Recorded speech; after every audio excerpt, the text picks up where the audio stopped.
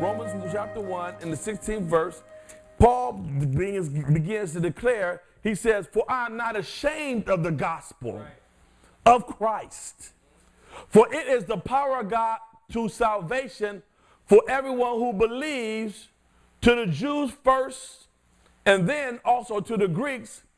For in it, in what? In the gospel of Christ, or what? In the power of God to save, the righteousness of God is revealed from faith to faith. As it is written, the just shall what? Get saved by faith? The just shall live by faith." So the gospel is not something that you just receive and leave. It is something that you receive and you walk in. It's something that you receive and you live in. I live my life according to the gospel.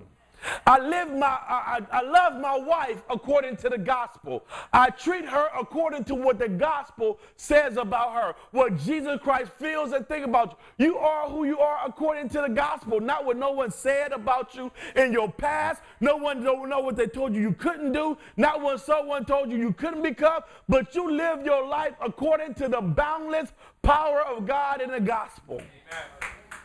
It is the power of God to save to the Jews first and then the Gentiles, which means there is power in living your life according to the gospel.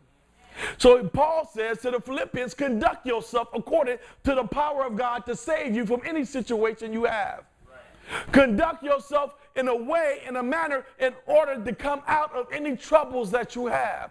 Conduct your mind and keep your mind on the saving grace and the power of God to activate itself in your life at any time.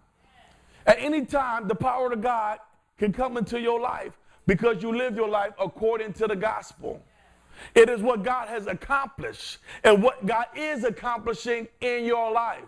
It is not something that just comes upon you and is just there, but it's something that lives. So we are to live our lives as citizens of the gospel of Christ. Amen. Which means this: we are settlers here on earth, and earth may be our house, but it's not our home.